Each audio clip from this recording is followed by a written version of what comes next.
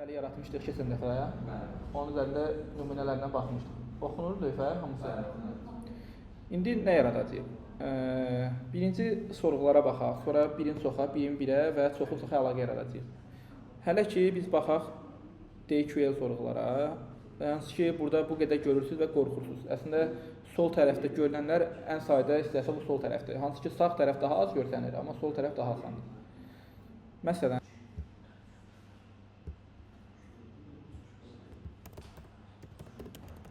Employers table yaradacağıq və collection seçməyimizə collection nə idi yadınızda olan var? Table yaradanda collection nə üçün istifadə olunurdu?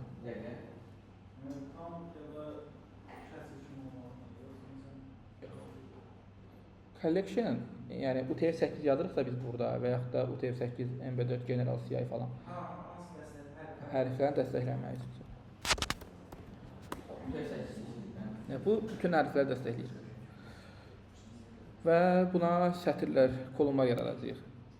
İnşitilər cədvəlin nə olacaq? ID-si olacaq, yenə auto inkrement olacaq, null ola bilməz. Sonra işçilər cədvəlin olacaq name-i. Name nə tipində olmalıdır? String burada necə yazılır? Varchar. Varchar və 100 simvol bəs eləyər. Bu da null ola bilməz, yenə də. Sonra yeni table'ımız, surname n ilə varchar 100, yenə null ola bilməz. İşçinin maaşı. Maaş hansı tipdə ola bilər? Maaş bul olsun. Float. Double, float. Yəni integer də verə bilərik maaşı, amma integer versək hamı gərək qəpisiz maaş alır. Yəni fix 1000 manat artsa, okey. Amma hamı maaşında nəsə qəpi olur. Ona görə double verəcəyik burada. Və maaşın default qiymətini verə bilərik. Yəni kiməsə maaş daxil eləməyibsə, bu maaşı 0 olsun. Okey. Və nəyini qoya bilərik? İşçinin vəzifəsi. Hələ ki vəzifəni yaratmayaq. Vəzifəni birin çoxa da eləyərik. Yəni çünki vəzifə burada olmayacaq. Məncə işçi üçün hələ ki bu qədər məlumat bizə bəs eləyər. Adı, soyadı və maaşı kifayət edir. Və bunun yaratmalıq indekslərini, indeksi də bayaq dedik. Relasyon tipli cədvəllərdə iki tip indeks var hələ ki. Primary və foreign key. Primary key hər table'da bir dənə olur və burada da onu verəcəyik. ID-yə verəcəyik. New primary key. Buradan kolon seçirik, hansı sütun olacaq. ID və ID-yə primary key verəcəyik. Burada da görürsünüz də bunun altında da onun kodunu yazır. Burada biraz balacadır, görsənmir.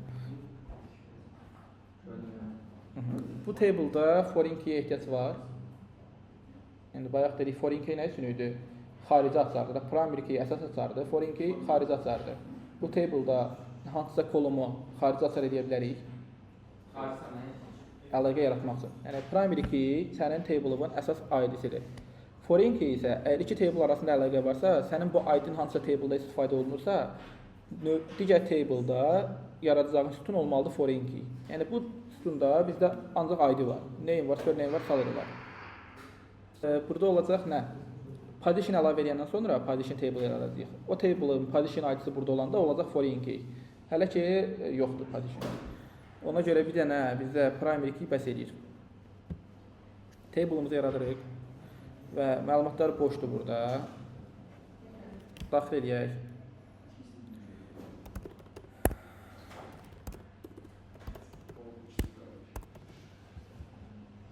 Bir dənə də sütun əlavə edək məsələn.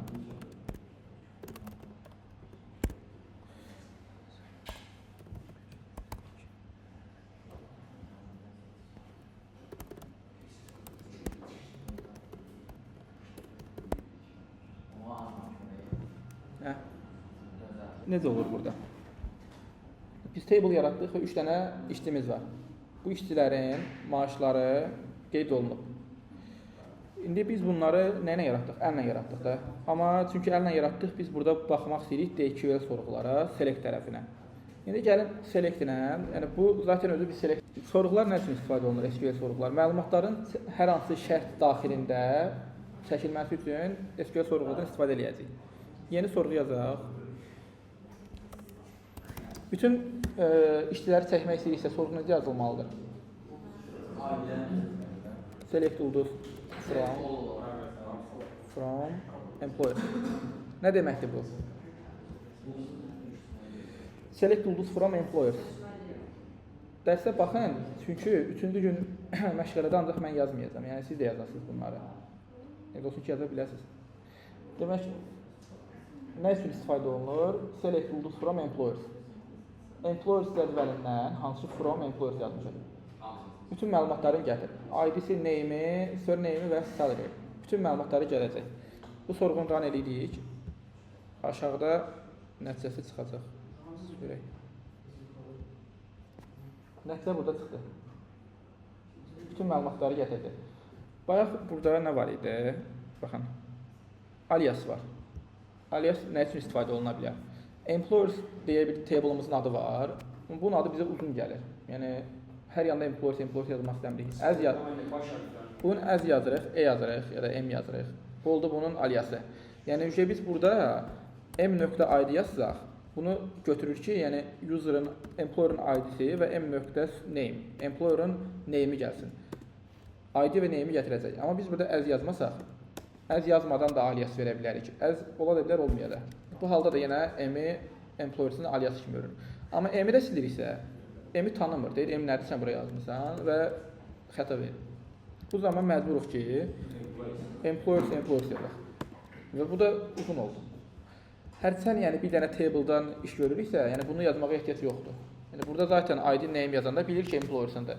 Amma biz join yazanda 2 dənə table'ımız olacaq. Yəni bir table'ın o biri table'dan əlaqəsini gətirəcəyik ki, orada bizə 2 dənə table olacaq. Orada alias istifadə edə bilərik.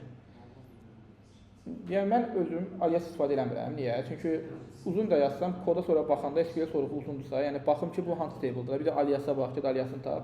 Ondan sonra table'ın adını görmək daha rahatdır. Amma alias istifadə olunmağı kodun qısalmağına görə yaxşıdır. Yuxarıdan aşağı baxaq. Order by var. Order by, yəni adından bilinir əslində. Bu nə üçündür? Sıralamaq üçündür. Bizdə indi hələ ki ulduz yazaq da burada. Bütün məlumatlarını gətiririk. Hansı sıra ilə daxil eləmişiksə, o məlumatlar o sıra ilə gəldi. İndi istəyirik ki, maaşları azdan çoxa sıralayaq. Yəni birinci az maaşlar olsun. Order by yazırıq. Order by salary. Bəli, yəni maaşa görə sıralandı. Order by-ın yazandan sonra hansı kolum, hansı sütuna görə sıralayırıqsa onu yazırıq. Və bunun bir dənə də parametri var. Ask və desk. Ask o deməkdir ki, default olaraq heç nə yazmırsa, bu bunu ask kimi qəbul edir. Siz deyir ki, yəni yazmasan da olar, çünki askdır bu. Yenə də belə sıralayacaq. Desk isə əksinədir. Yəni biz çoxdan aza sıralamaq istəyiriksə, order by salary desk yazırıq. Yəni bu şey əksinə, çoxdan aza sıralayır. Sıralama ancaq o demək deyil ki, yəni rəqəmlərə görə ola bilər. Biz name-ə görə də sıralama verə bilərik. Burada verə bilərik ki, name. Bu zaman əlifba sırasına görə azdan çoxa ask yazmışıqsa azdan çoxa, desk yazmışıqsa çoxdan aza sıralayacaqdır. Bu halda əlif ask yazmırsansa default ask qəbul edir. Yəni heç nə yazmırsansa askdır. Amma ask yazmağa ehtiyac yoxdur. Yəni ask yazmağımıza ehtiyac yoxdur. Amma çoxdan az əksini istəyirsə desk yazmalıyıq. Və order by yəni bir dənə sütuna görə deyil. Yəni sən istəyirsən ki, ada görə sıralayasan, sonra indi ada görə burada Heydərdir. Yəni bunu eləyək Əhməd. İndi Əhmədi birinci yazdı, sonra Əli gəldi. İndi bundan düzdür, hər ikisi də eyni oldu. Belə olsun. İkisi də Əhməddir də. Bunu nəyə görə sıralasın? Yəni birinci Əhməddir, olsa Əhməddir. Bizə lazımdır ki, adları eynidirsə, get sonra da soyadlarına görə bax. Ona görə name-dən sonra bir dənə vergül qoyuruq, yazırıq surname.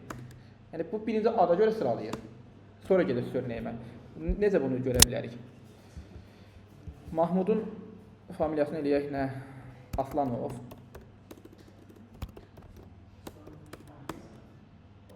Gördünüz? Birinci getdi bunu götürdü Əhmədi. Əhmədlər eynidir, sonra getdi Aslanovu gətirdi. Çünki neyimə görə, sonra surname-ə görə sıraladı. İndi burada sahib olsa, məsələn, anar və bunda Asanovun da adı olsa, anar eləməyək, onda bunları anar eləyək. Bunu Əhməd eləyək. Burada da Əliyev eləyək. Bunu nəyə görə eləyirəm? Yəni, bu da olsun. Nə olsun? Aynən familiya. Anarlı.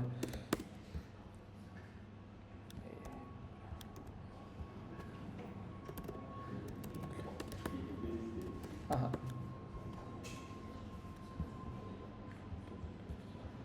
Baxın bura.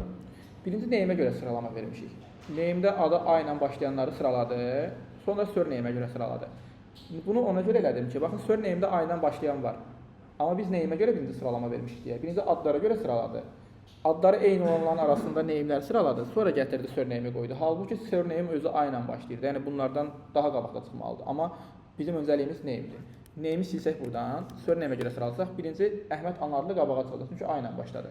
Və yaxud da surneyimə görə sırala, sonra neyimə görə sırala deyirsənsə, bu zaman yenə Anarlı qabaqda olacaq. Çünki birinci surneyimə görə sıraladı. Yəni, bayaqki nümunəmiz necə idi? Birinci ad, sonra soyad və bu zaman adlar eyni olanları gətirdi. Axırda onları surneyimə görə sıraladı.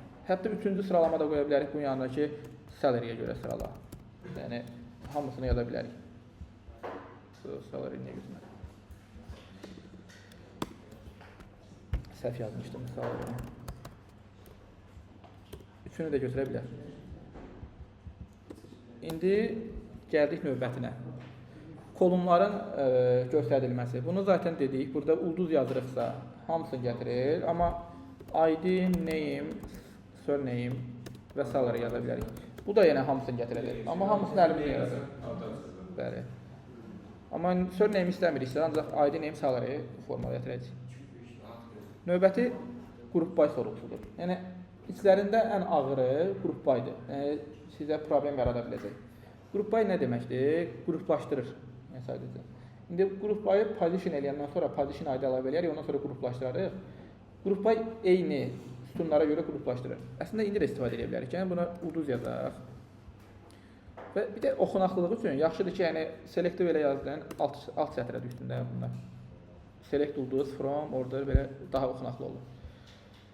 Məsələn, order by'ı yığışdırırıq. Yazırıq group by name. Bu nə edir? Name'ə görə qruplaşdırır. Amma error verir. Çünki biz group by vermişiksə name. Burada ulduz verə bilmərik.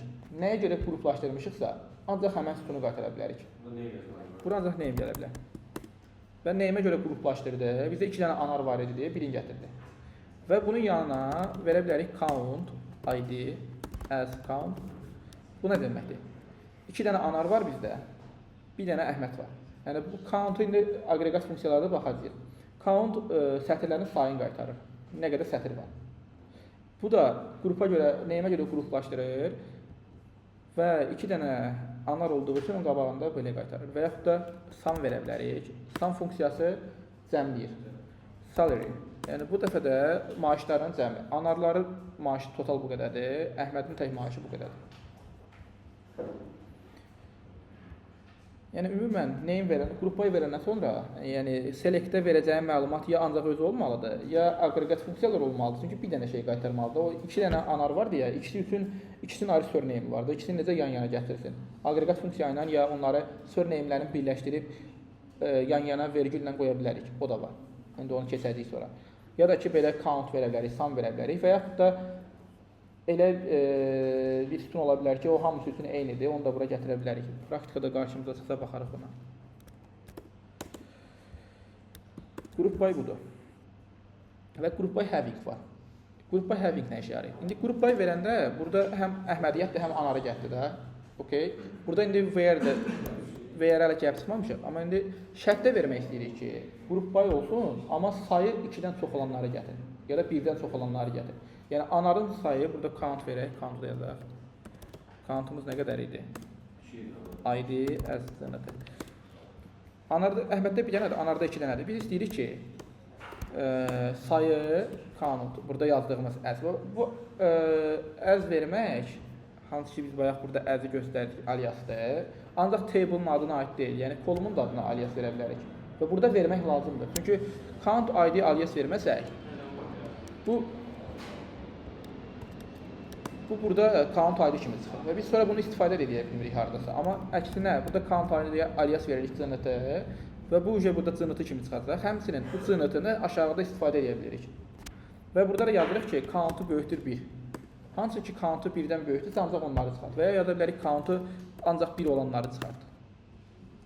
Yəni, proqramlaşdırma keçmişsiniz də deyəsən C++. Proqramlaşdırma da bilirsiniz, bərabərdir, operator necədir? 2 dənə bərabərdir. Amma SQL-də elə deyil. SQL-də 1 bərabərdir sadəcə. 1 bərabərdir, yoxdur ki, bərabərdir. Çünki SQL-də orada proqramlaşdırmada 1 bərabərdir mənimsətmə operatorudur. Amma burada elə bir şey yoxdur. Ona görə nöqtə vergül qoya da bilərsən, qoymayacaq. Nə üçün qoyuruq? Qoymasaq da işləyir. Amma bunun altında bir dənə də select yazsaq. Qarışmayacaq, başa error verəcək. Deyəcəksən, bu sorğunu bitirməmişsən, hara sorğu yazsan. Ona görə məsləhətdir ki, sorğuların axırına həmişə nöqtə vergül qoyasınız ki, bunun altında da nə vaxtsa sorğu yazanda error çıxmasın.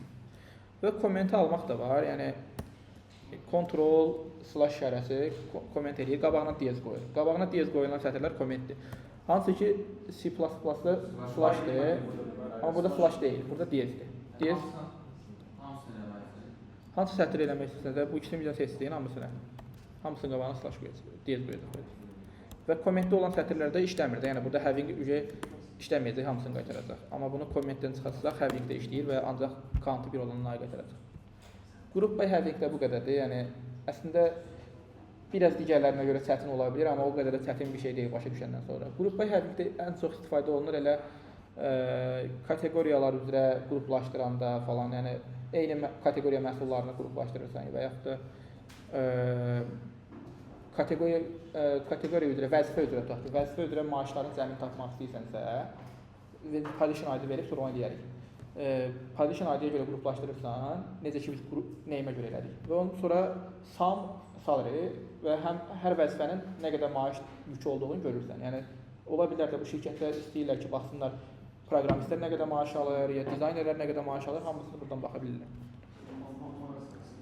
Digər isə where sorğusudur. Yəni ən çox işlədəcəyiniz sorğu where, operator where operatordur, select-in içində. Where də nə üçündür? Burada hələ şey edirik, bunu yenə ulduz. Yazırıq where. Salary böyükdür 1000. 1000 manatdan yuxarı maaş alanları gətirir. Və yaxud da böyükdür var, bir də böyükdür bərabərdir var. Bu eyni ilə proqramlaşdırma olduğu kimidir.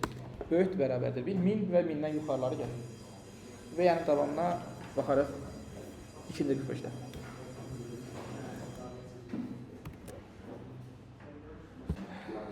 İlk 45-də gəldik, selekti öyrəndik.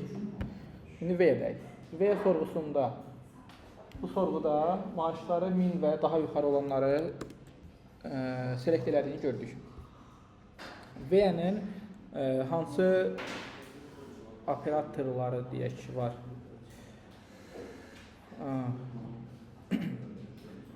Burada olur. Yəni bildiyimiz kiçikdir, böyükdür, bərabərdir, kiçikdir, bərabərdir, böyükdür, bərabərdir. Bunların hər birinə istifadə edə bilərik where-də.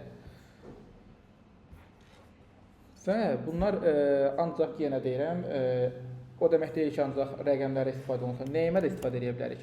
Name bərabərdir, amma name string olduğu üçün o dırnağın içində yazmalıyıq və database-də, MySQL-də qoşa dırnaq yox, tək dırnaq istifadə olunur. Yəni, bu sintaksis xəta verəcək. Amma tək dırnaq istifadə ediriksə, yazırıq anar, adı anar olanları gətirdi. Burada böyük yazsaz da işləyir. O da necə işləyir? Birinci hərfinə görə baxır. Adan böyük olanları geri gətirir. Ya da ki, adan kiçikdir, bərabərdir. Ya da adan böyükdür, bərabərdir. Yəni, yenə də böyükdür, kiçikdir işləyir. Birinci hərfə görə. Necə? İndi ona gəlirik. O hissə gəlirik. İndi baxırıq nəyə? And, or və not. İstəyirik ki, adı olsun anar. Adı anar olanda 2 dənə gəldi. Və eyni anda da maaşı 1000-dən böyük olsun. Sən də böyükdür 1000. Bu zaman verəcək nəyi bizə? Anar Heydərlinə. İndi baxırıq or şərtinə. Yazırıq or. Bu ikisini də ödəyir. Hətta deyə bilərik ki, maaşı 400-dən böyük olanlar, zaten ofisin də maaşı 400-dən böyükdür, hamısını gətirəcək. Anar heydərlərinin həmin şərtə uyğun olduğunlardan bilirsiniz. Buradan baxıram da. Adı Anardır. Hə. 400-dən çox maaş vardı. Hə, burada or yazdığımız üçün, hamısı 400-dən çox aldığı üçün adını anar olmağına ehtiyac yoxdur. Çünki or yazmışıq. Və var in. In nədir? Məsələn, name, in, anar. Belə eləməyək, surname eləyək bir dəfə də. Surname in, anarlı və Əliyev. Massif bilirsiniz nədir? Array massif. Çoxdur. Burada və ində odur. Yəni sadəcə array-in içində, massivin içində axtarış edirsən. Yəni surname anarlı və Əliyev olanları gətirir. Yəni bu əslində nəyin qarşılığıdır? Bu belə bu deməkdir. Yəni bu eyni şeydir. Where surname bərabərdir anarlı or surname bərabərdir Əliyev. Yəni bu ikisi arasında nəticə olaraq heç bir fərq vermir. Yəni surname or surname və yaxud da surname in bu. Sadəcə yazılmalı olan budur.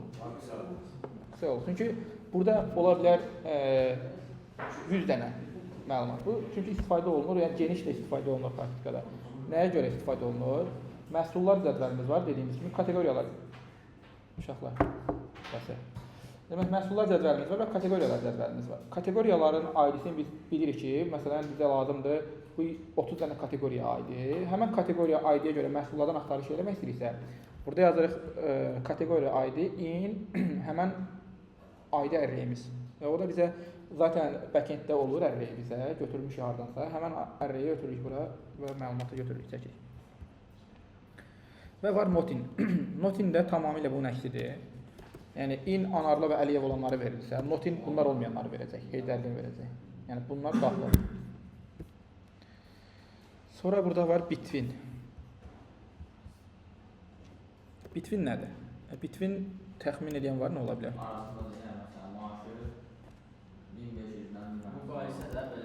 Salary between veririk.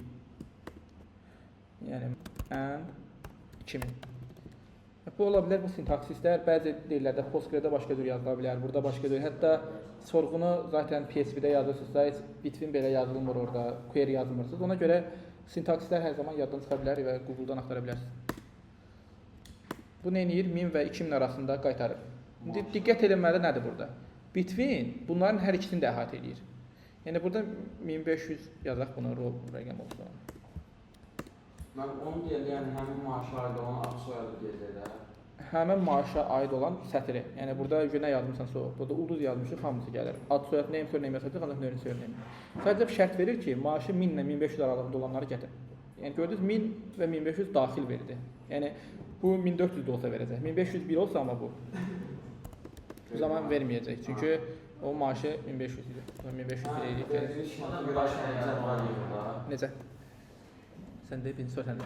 Sıra nə? Verdiyiniz şərti görürlər, maşallah cəzayı yığa bilərəm. Bəli. Sən nə deyirsən?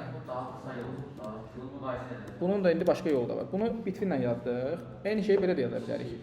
Where salary böyükdür, bərabərdir 1000 and salary kiçikdir, bərabərdir 1500.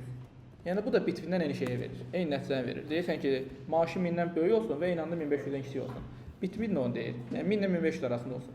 Sadəcə between ikisini də daxil edir. Amma burada biz böyükdür, bərabərdir yazmasa 1000 ilə 1500-ün özü daxil deyil. Yəni 1000-dən böyük, 1500-dən kiçik.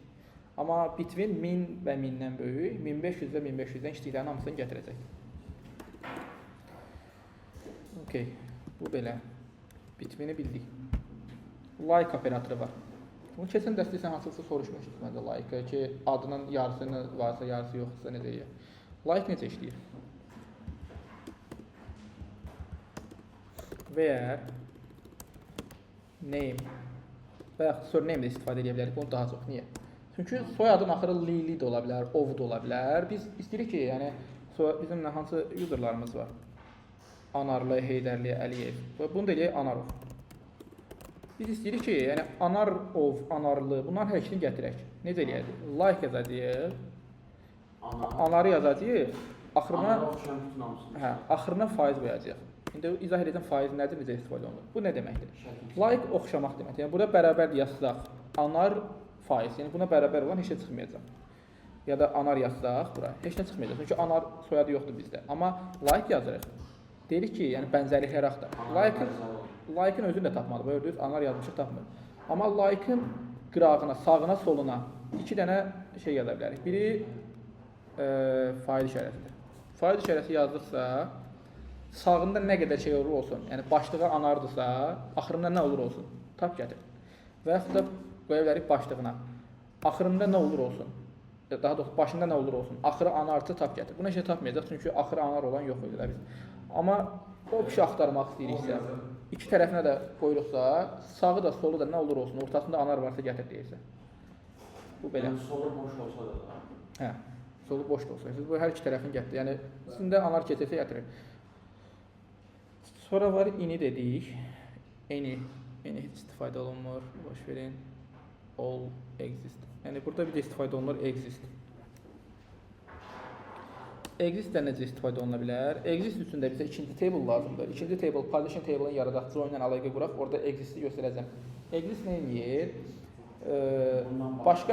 Exist başqa query ilə yoxlayır. Məsələn, exist yazırsansa, bunun içində də başqa SQL yazırsan. Yəni, burada yazacağıq employer, tutaq ki, position ID, exist hardasa. Yəni, sonra da burada da positionlar axtaracaq. Select ID from positions. Bunun içində əlavə SQL yaratır. Hə. SQL üçün SQL yazır bu. Bu SQL birinci işləyir. Bu baxır, gedir position'dan ID-sini tapır, gətirir. Sonra həmən position'dan ID-sini bu yoxlayır. Yəni bu əslində özünü in kimi aparır. Necə ki bayaq dedik, in-in içində array yazırıq. Bu da eyni şeydir. Sadəcə void məsələn birinci həll edir, sonra in-ə qayıdır da əsas. Burada tam olaraq demək olmaz birinci bu işləyir. Yəni birinci ikisi eyni vaxtda işləyir deyəsən. Sadəcə, yəni burada məqsəd nədir? Exist-də. Exist-in içində query yazırıq və həmən query-nin nəticəsindən gətirilən ID-lər bir array kimi qayıdır. Həmən array-i də position ID-nin içində yoxlayır. Yəni deyirsən ki, bu position orada mövcuddur. Əzi dedik. Aqreqat funksiyaları da baxaq, sonra join-lərə keçərik. Aqreqat funksiyalarımızda zaten bayaq suma baxdıq, count-a baxdıq. İndi average və minimum, maksimuma baxacağıq. Employer'ların hamısını çəkdik. Və burada veririk ki, minimum salary. Minimum salary'sini tap. Bu table minimum salary'si 456. Maksimum salary'ni tap. 1500. Average tap. Ortalama maaş bu qədər. Count.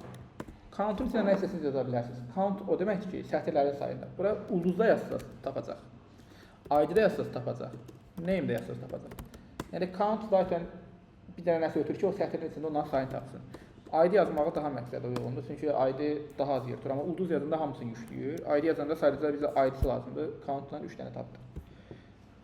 Və sum-ı da dedik, hamısını dedik. Bu funksiyalar daha çox istifadə olunur qrup by ilə birlikdə aqreqat funksiyalar. Çünki nəyisə görə qruplaşdırırıq və sonra qruplaşdırdığımızın minimumunu, maksimumunu ya da ortalamasını və ya cəmini tapırıq. Necə ki, bayaq ada görə qruplaşdırdıq və onların ortalama maaşını tapdıq. Eyni şey. Yəni burada yazırıq group by name. Sonra name'in özünü buraya yazırıq və ortalama salary'sini tapırıq. As salary AVG. Sonra burada yaza bilərik countlarını da tapaq. Ümumən nə qədər count var? ID as count və toplamını da tapmaq istəyirsə sum salary total sum. Nə? Bu gördüyünüz bunu izləyim deyəcəm. Bu gördüyünüz sorğu bizdə neyimə görə qruplaşdırdıq və qruplaşdırdıqlarımızın ortalama maaşını tapdıq ki, bu qədər ortalama maaşları var. Yəni anarların 2 dənə anar var idi. Bunların ortalama maaşı 978 idi. 2 dənə anar var idi, göstərdik count və total sum isə onların cəmi maaşlarını qaytardı. Yəni əslində bu 1956. Bölürsən 2-yə 978-i verir. Average nədir? Topla saya böl. Yəni bunu toplayıb buna bölməkdir əslində. Yəni bunu ədədə orta. Sən nə soruşdun, nədir? deyil. Diyelim sadece çok uzun değil, çünkü soruşturma. Uzun deyəndə ki, biz nümunələrlə göstəririk deyə uzun çəkir. Əslində o qədər bir şey yoxdur. Yəni SQL-i öyrənsəz, MySQL-i çox da bir şey yoxdur. Yəni nə səviyyədə yoxdur? Proqramist səviyyəsində o qədər yoxdur. Amma yox, database admin olasınsa çox şey var. Yəni select ilə bağlı hər şeyi keçdik. İndi gələk ikinci table'ımızı yaradaq. Hansı ki partition table yaradacağıq dedik və bu partition table'ına əlaqə quracağıq. Partition table nə olacaq dedik? İşçi və vəzifə table hansı olacaq? Birin birə, birin çoxa ya çoxun çoxa? İşçi və vəzifə. Birin biri olur. Niyə bir işçinin bir vəzifəsi var düzdür, amma bir vəzifənin bir dənə işçisi var. Bir vəzifə Çoxun biri. çoxun birə getmir. O birin çoxa deyil də, iki tərəfi də göstərir. Yəni Birin çoxu. hə, birin çoxa. One to many. Çünki bir vəzifənin çoxlu sayda işçisi var. Amma bir dənə işçinin bir dənə vəzifəsi. İndi onun əksi gələndə, yəni o əslində əksi birin birə gəlir, amma bizim əlaqəmiz birin çoxadır. Yəni biz normalda vəzifədən işçini tapanda birin çoxadır. Amma işçidən vəzifəni tapanda hə, birin birə əlaqə kimi gedir. Amma bizim strukturumuz birin çoxa strukturudur. İndi baxaq. Necə işləyəcək onu? Yeni table yaradırıq burada. Birinci table. Adını da qoyuruq partitions. Ümumən table'ların adları çox vaxt cəmdə olmalıdır. Yəni cəmdə yazmaq daha məqsədə uyğundur. Sintaksis baxımından. Yəni elə bir qayda yoxdur, partition da yazsan işləyəcək, amma toplu şəkildə table nədir? Bir məlumatları toplu şəkildə də sətirlər ona cəmdə yazılır. Və bunun da nələr olacaq? Partition nələr olmalıdır? Birinci ID-si olmalıdır hər table-in. Primary key yaradacaq çünki və bunu da not null auto increment edirik. Sonra olur vəzifənin adı. Yəni name yazmaq bəs eləyirlər. Yəni name, vəzifənin də name'i var da, adı var. Və bunu da varchar veririk və vəzifə adları da yenə 100 simvol qoyuruq. Not null qoyuruq. Vəzifəyə başqa nəsə verməyə məncə bu dəqiqə önəmli yoxdur. Nə verə bilərik? Vəzifəyə verə bilərik default salary. Çünki bu vəzifənin maaşı default olaraq budur. Yeni işçi götürəndə həmən vəzifədəki maaşı nəsə default olaraq işçi o maaşı yaz. Yox, əgər fərqli maaşsa dəyişir. Yəni bunu çünki hər dəfə vəzifələrin maaşlarını əlindən yazmasınlar deyə default qiymət yazılır. Vəzifənin maaşını oradan default götürür atır ora. Amma yox, bu artıq maaş alacaqsa dəyiş default özünü arayasın. Və yaxud heç yazma, oradakı maaşı null saxla, buradakı maaşı burada varsa bunu yaz, orada yoxsa onu yazın. Eləyərik onları, baxarıq sonra. Name-i yaratdıq və bunun foreign key-in yaradacağıq, indeksini. Yenə üstündə sağ düymə, new, primary key və adını qoyuruq buradan, ID-ni seçirik. Bunun primary key yaradılır. Və bizim partitions table-ımız var. İki dənə table-ımız var, əsas bu sizlər köhnədir. Employers və partitions. İndi əlaqəni qurmaq üçün birin çox əlaqəsini, partition table-ının özünün adı soyadı var. Yəni burada bir kənə vəzifə yaradaq. Developer və olsun designer. İki dənə vəzifəmiz var, developer və designer. İndi bu vəzifələri biz employer-a bağlamalıyıq da. Hər ki, birin çox əlaqəsi qururuq. Çünki bir işçinin bir vəzifəsi olar deyirik. Amma ola bilər ki, bir işçinin çox vəzifəsi olar, onda çox əlaqə qura bilərik. İndi birin çox əlaqəsi qururuq. Employer table-ında yeni bir dənə sütun yaradacağıq. Onun üçün employer table-ını modify edirik. Gəlirik bura kolumun üstünə, yeni bir kolum yaradırıq. Adını qoyuruq position ID. Hansı ki, biz position'ın özünü də bura yaza bilərik string kimi, amma indi position ID yazacağıq bura. Və bunu da not null qoyuruq, çünki hər bir işçinin vəzifəsi olmalıdır deyirik. Auto increment olmayacaq, sadəcə not null, okey. Employer table-ını yeniləyirik, baxırıq ki, position ID gəldi bura.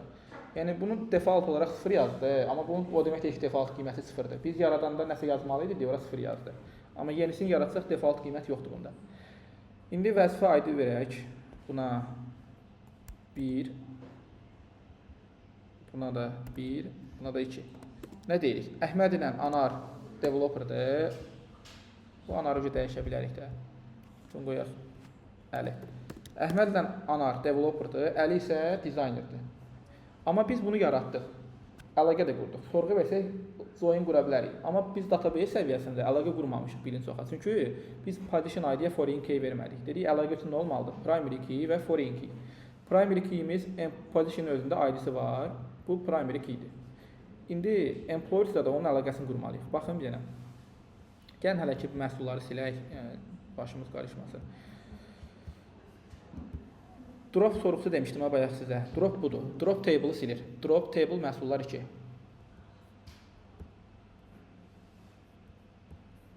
Sayılı table silir. İndi bizim 2 dənə table'ımız var. Və biz table'ın üstündən sağ düymə vurub diaqram eləyəndə show diaqram eləyirik. Hansı ki keçən də sizə göstərmişdim. Partition ID ilə bunun bir-birindən göstərdi. Yəni bunu əslində proqram özü tapdı, göstərdi. Belə baxanda biz əlaqə qurmamışıq. Bu özü təxmin edir ki, bundan əlaqəsi var, qurur.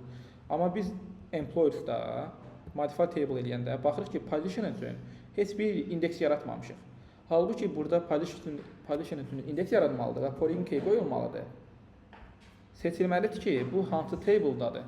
Partitions table'ında bizim partition ID-miz ilə bu table'dakı ID. Bu nə deməkdir? Primary key yaradanda primary key həmin table'ın öz ID-si idi və unik bir kolumur yaratdıq. Amma foreign key yaradanda iki table arasında əlaqəni göstərir deyə. Bu zaman biz birinci seçirik hansı table ilə əlaqə quracağıq. Employers table-dayıq, quracağıq partitions table ilə əlaqə. Buna görə burada table'larımızın siyahısından seçirik partitions'ı və əllə yaza bilərik. Daha sonra plus vururuq ki, əlaqəni qur.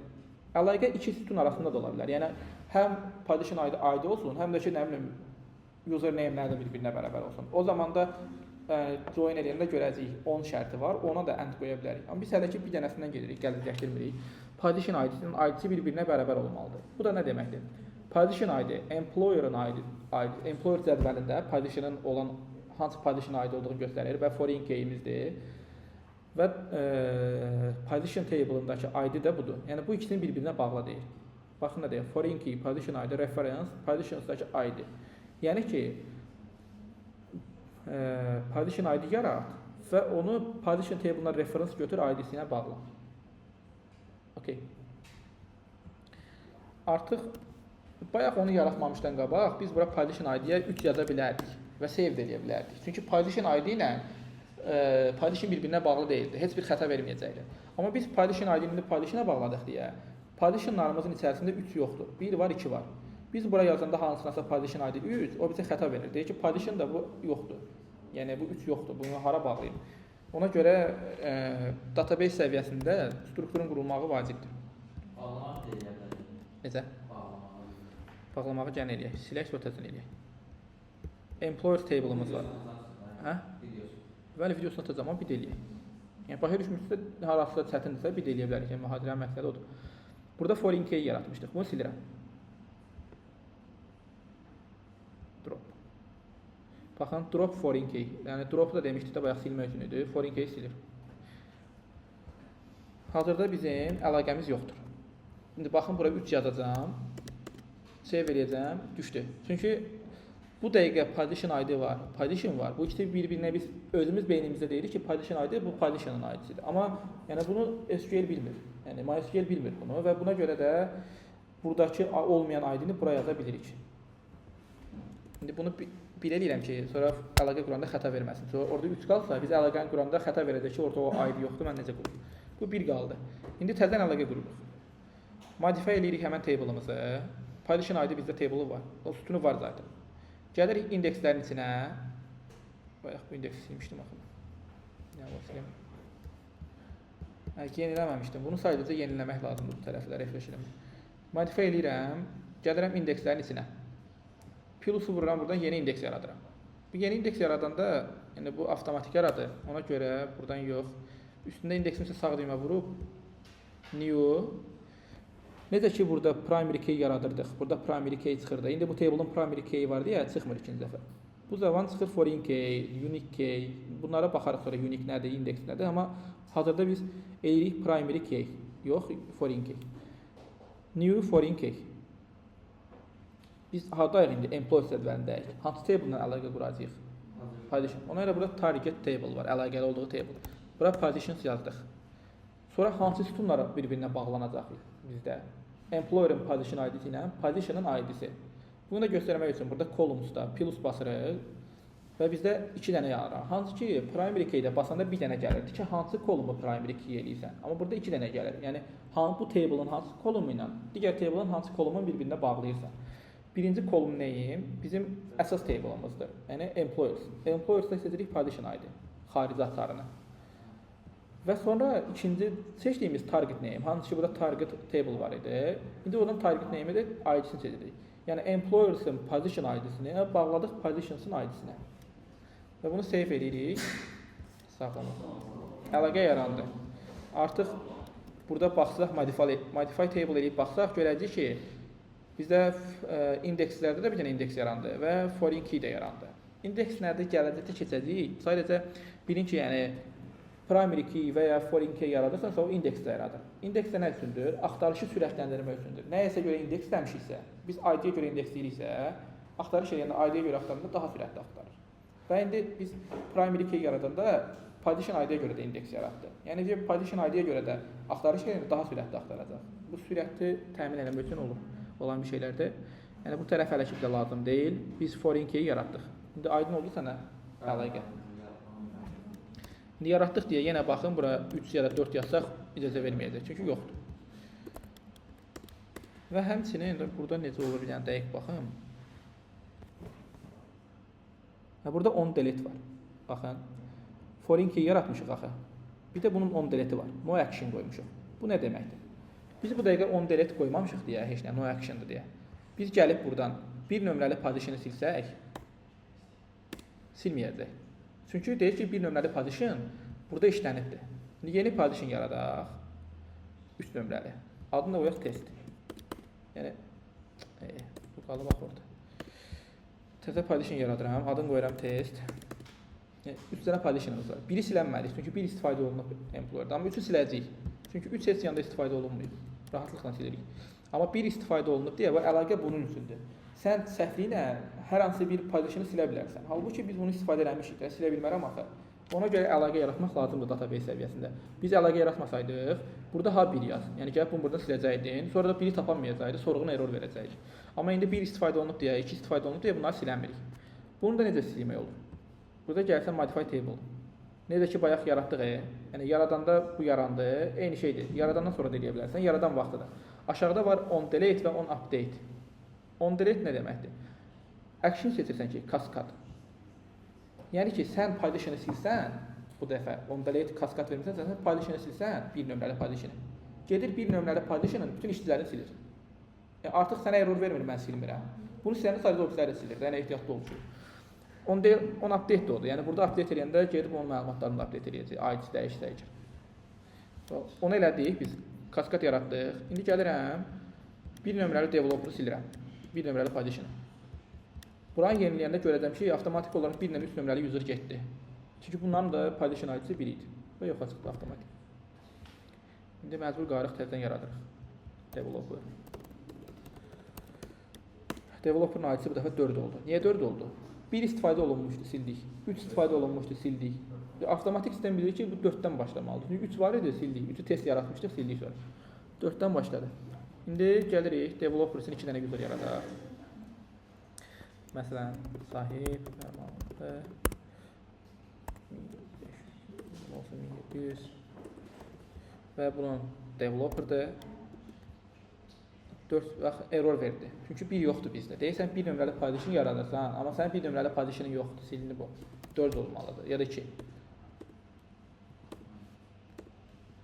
4 yazıram.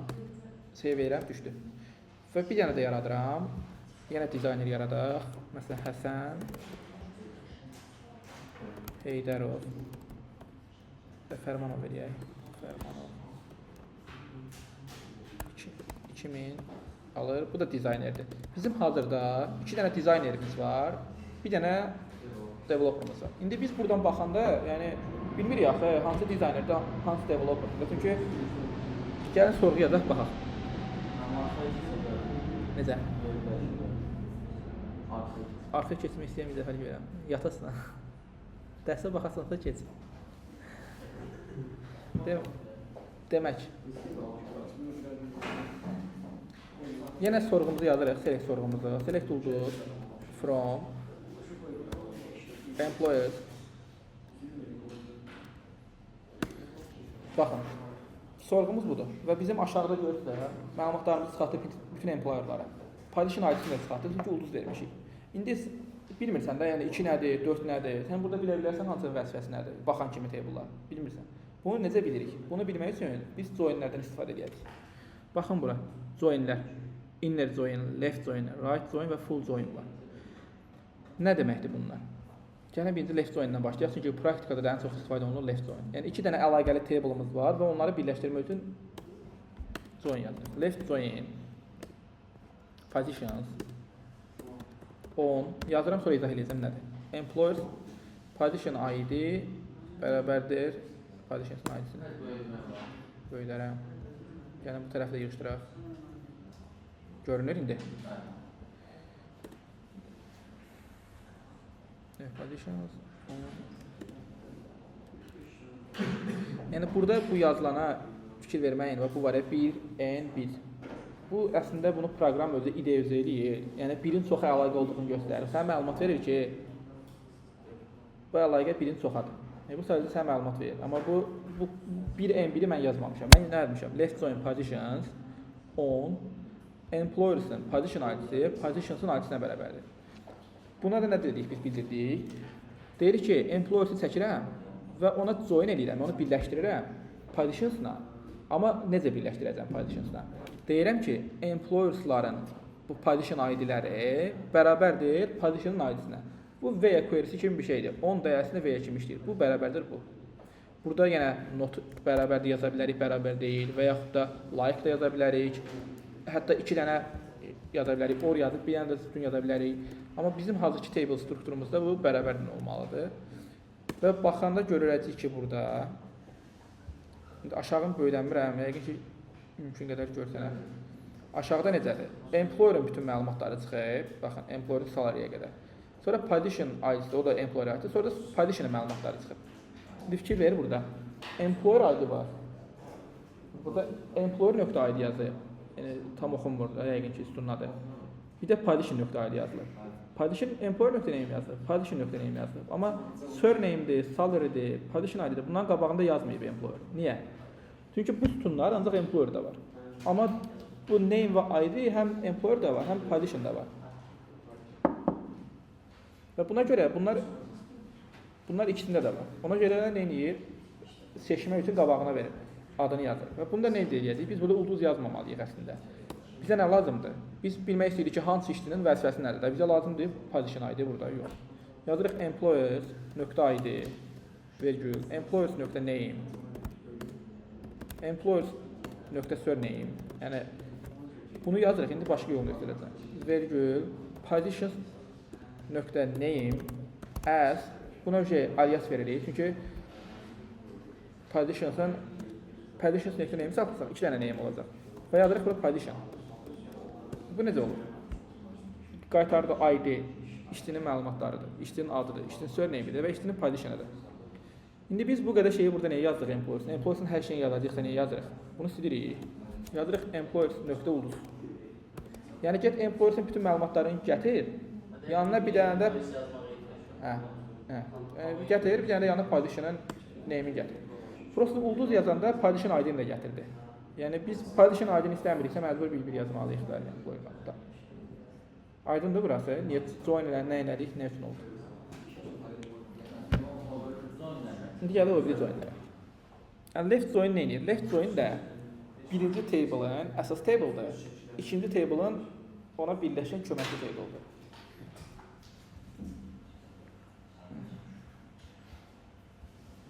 Right join o vaxt yazacaq ki, şeydən gələcək buna. Əslində bu bura inner join yazsaq yenə işləyəcək.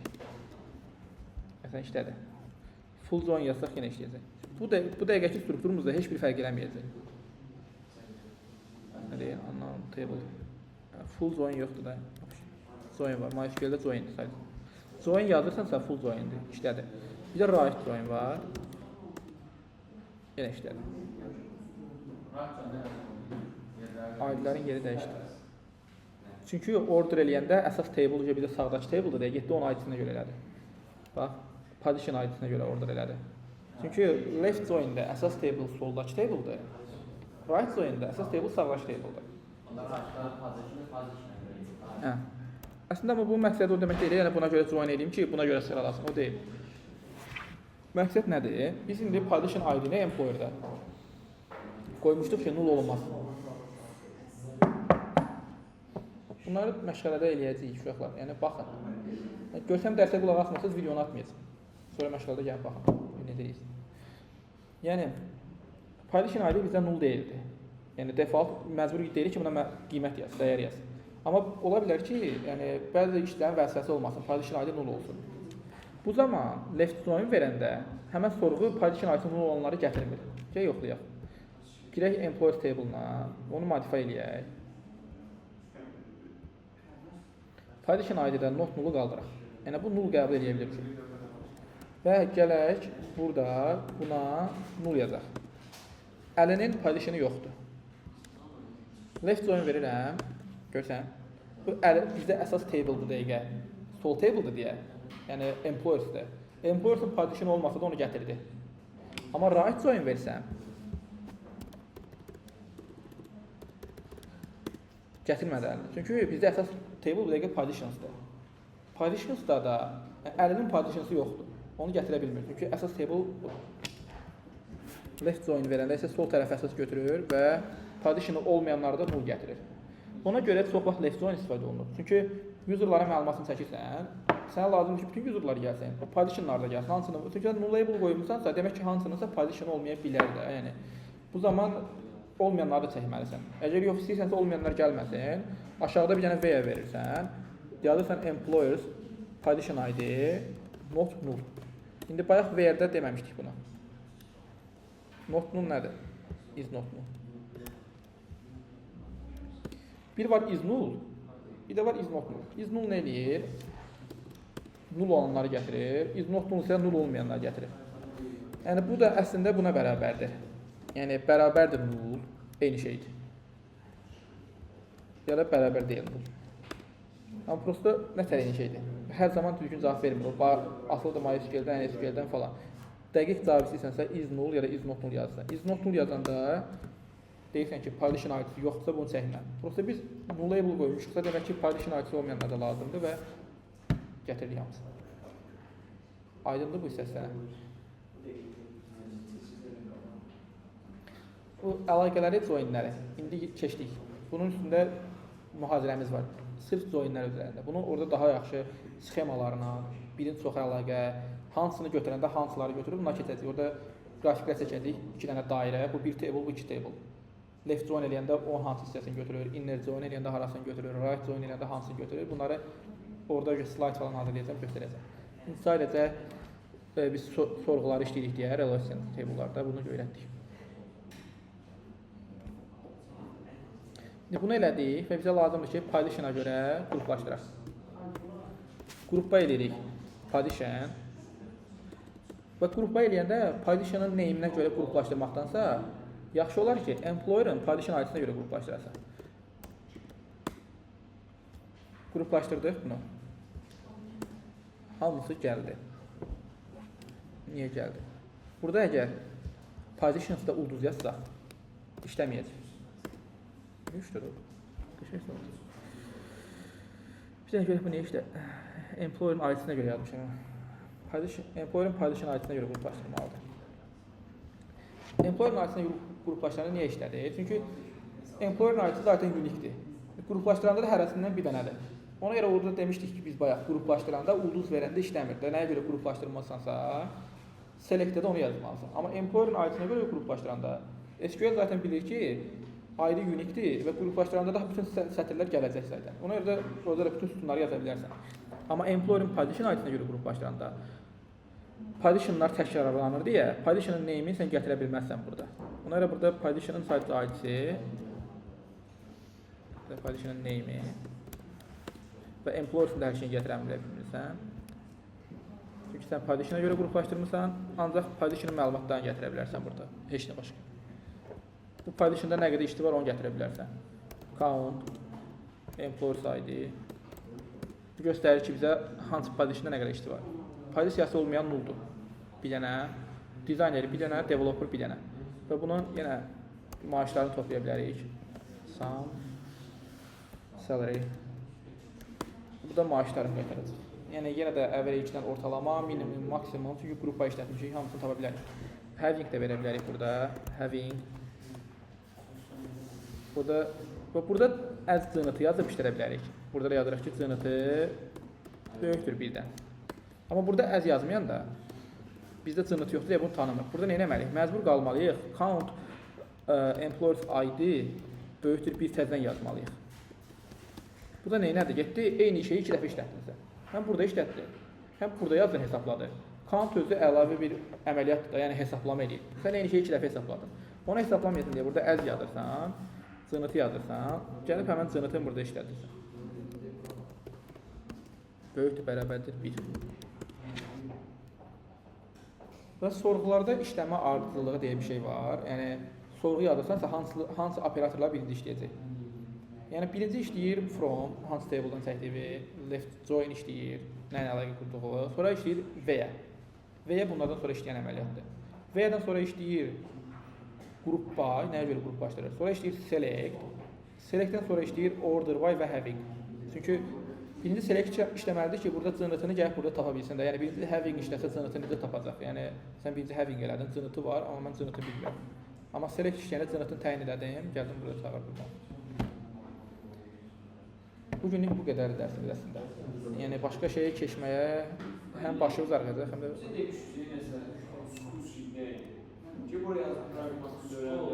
Nə demişdim?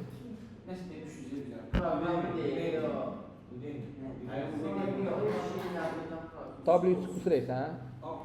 W3. Onun linkini göndərmişəm sizə. Baxın. Sizə keçən dərs göndərmişim. Hamınız yükləməmişsiniz. Bəziləriniz boş olmuşsunuz. Yəni, məşğələsi sabahdır. Baxın, database-də 18. Ayın 18-in olan mühazirələrimiz bunlar idi. Bunun içində mühazirə Word-ü var, hansı ki, oxumağa bunu oxuyasınız. Yəni, çox bir şey yoxdur əslində. Bugünkünü də ayrı olaraq göndərəcəm bugün. Sonra keçən dəfə slide var idi, slide var. Videolar... Yəni də məşğələdir də öyrənin. Əzbərləməyin, yəni əzbərləmək lazım deyil. Yəni query yazmaq falan. Düzdür, birinci dərsimiz girişlidir ya, burada database-in nə olduğuna, verilənlər bazasında bunu öyrənməlisiniz, öyrənməlisiniz. Amma bizim sonraki dərslərimizdə biz ancaq SQL yazacağıq ya,